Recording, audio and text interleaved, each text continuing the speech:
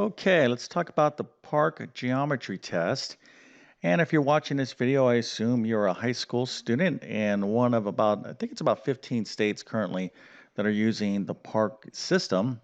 And of course, at the end of your academic school year, generally speaking, you have to take a PARCC exam in different subjects, of course, math being one of them. And you have various PARCC exams, PARCC Algebra 1, PARCC Geometry, PARCC Algebra 2. So you're probably already familiar with the PARCC exam. And by watching this video, you obviously are preparing and taking it seriously. So congratulations on that. And what we're going to do here is take a look at a quick problem that hopefully you'll find pretty easy if you've done pretty well in geometry. Okay, but before we get going, let me go ahead and introduce myself. My name is John. I'm the founder of Tablet Class Math. I'm also a middle and high school math teacher, and over several years, I've constructed many online math courses to include a PARCC Geometry test prep course. I'm going to leave a link to that in the description of this video. Really comprehensive course if you feel like you need some additional assistance in preparing for the PARCC Geometry test. Okay, so with that being said, let's go ahead and take a look at my little pop quiz here. Now, geometry is a huge topic. Circles are very important. And in geometry, before I get to this problem, we learn a lot of things. Let's just kind of quickly talk about some of the things that you've learned, right? Well, you learn a lot of postulates. You learned a lot of theorems, a lot of properties, a lot of definitions, and all of this. I mean, if you think about it, if you look at your notebook, you have, probably likely, a couple hundred pages full of all these formal definitions, postulates, and theorems and everything else that you've written down. Now, I don't think, any teacher expects you to, use flashcards and use your rote memory to just remember all this stuff, perfectly, recall every single theorem, every single property, etc. I don't think that's really the spirit of what we're trying to do as teachers in geometry. However, what you do need to have is a firm grasp on the concepts, okay, what these things are communicating, these postulates and theorems. Even if you recall them perfectly, you need to understand them, okay, and there is a lot. So that is, I think, how you want to approach it. But again, you want to check with your teacher and see what kind of guidance that you're kind of given. But there are, I think for most students, they get kind of overwhelmed with just trying to memorize all this stuff.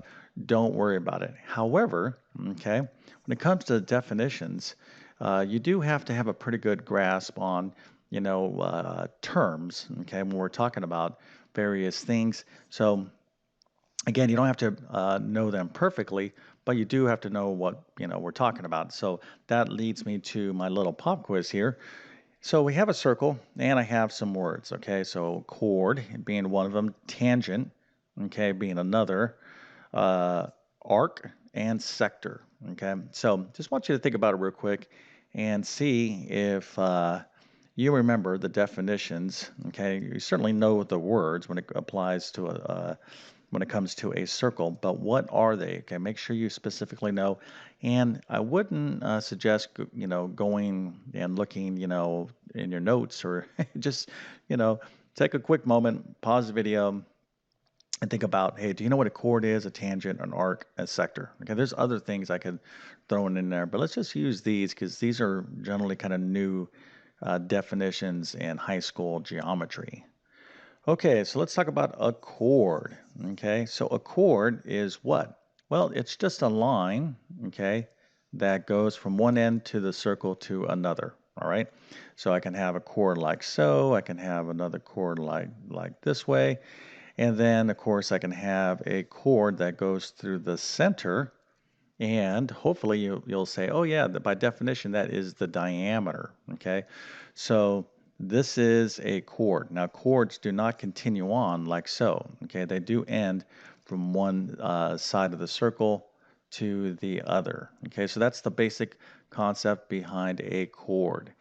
Okay, how about tangent? Well, that word tangent we can kind of think of in terms of a tangent line, right? So the concept of a tangent, we kind of draw a little line like so. All right, so let's say this line is just barely touching this circle, and it's going to be, that's a line that's tangent to the circle. That's what that means. So this is a tangent line, and this is the point of tangency. Okay, so it's touching the circle at one point. Okay, so that's the concept of tangent. Okay, so hopefully you're doing pretty good with this. Again, this shouldn't be too difficult, but again, we don't want to confuse ourselves with terminology. Okay, remember, a lot of these postulates and theorems and properties and stuff. I'm not saying, by the way, you don't need to try to remember all this stuff pretty well. Okay, I'm just saying it's not going to be perfect, but you do have to have the gist of the meaning, and it has to be accurate. All right, so let's go ahead and take a look at our next word here, and that's an arc. So what is an arc?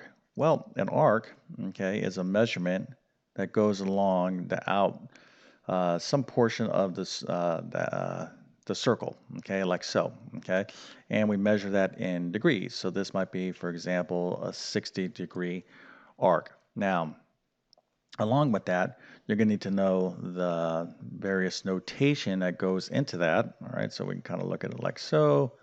This is an arc, and then that leads us to our last word, sector.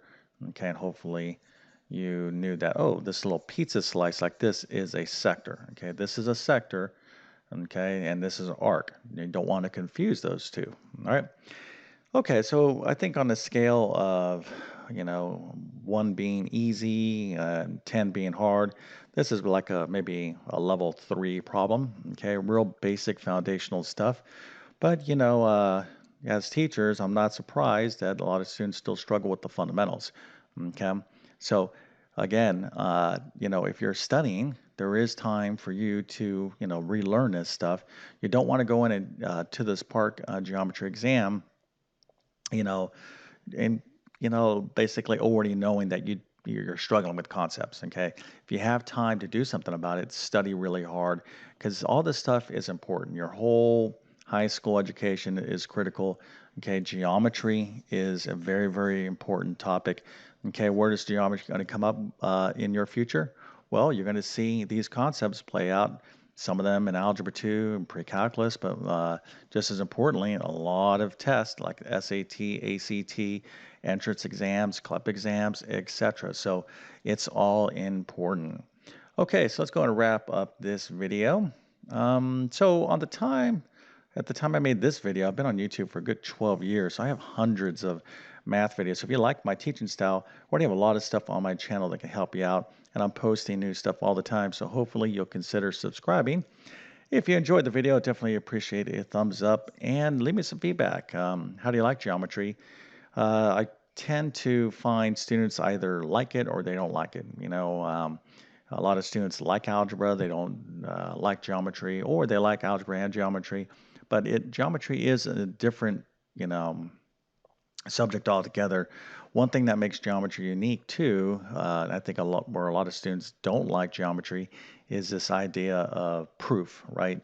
The postulates, the theorems, and proving stuff and writing those proofs. That is a difficult for most students to kind of grasp. Okay, but that's really when you're learning there is kind of like a real the essence of more advanced mathematics. So again, all important stuff. But anyways, leave me some feedback.